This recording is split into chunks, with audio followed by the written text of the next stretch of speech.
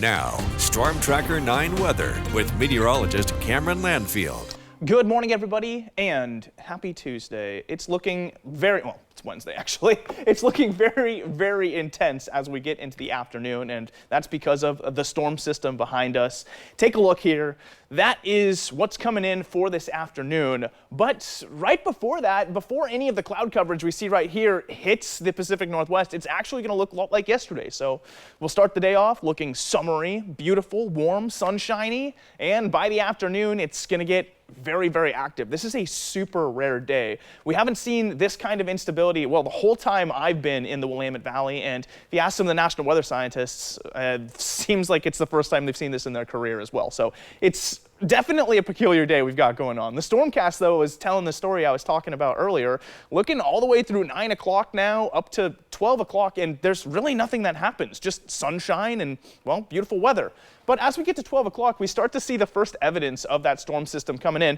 Looking out at the coast, there is some high cloud coverage and then some low cloud coverage right after. This is where the transition takes place. We start to get a little bit closer to that storm behavior towards 1 o'clock. Now towards 2 o'clock, this is the very important hour. This is where we could start to see the thunderstorms popping up. In fact, I'm going to show you the most important feature on this whole map appears at 3 o'clock. Here it is. This thing is going to be the beginning of our thunderstorm issues. Watch as we move from 3 into 4. You'll see it widens out and then gets really intense in its color range. 4 o'clock, there it is, that big pink zone, and that stretches over the entire Cascades. Likely what we'll see happen here is we'll see thunderstorm activity over the Cascades, and then it'll break off and start to roll into the Willamette Valley. So anytime between about 2 and 7 o'clock today, you need to pay very close attention to the weather around you if you're outside.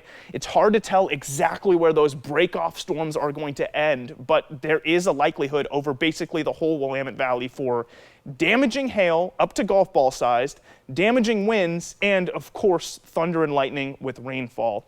You see that gets a little bit less intense towards 5 o'clock, but it's still there.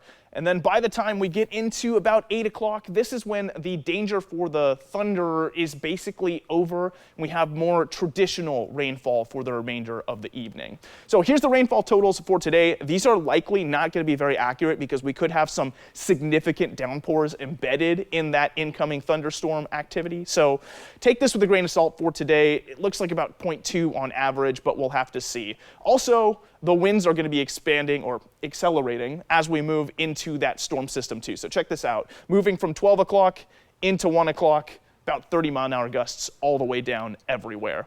Now, moving into the 7-day forecast, we're going to see rainfall all the way from Thursday into Monday and even Tuesday after this storm system. Also, those temperatures are going to be dropping significantly. 75 in the Umpqua Basin today, and then we'll be down to 54 by Friday. Into the Cascade Passes should be just thunder and rain with some hail we see tonight, but then snowfall picks up from Thursday all the way to Tuesday. Willamette Valley showing you a similar pattern. 74 for the high today, and the record's 73, so likely we will break that record coming up in the next couple hours.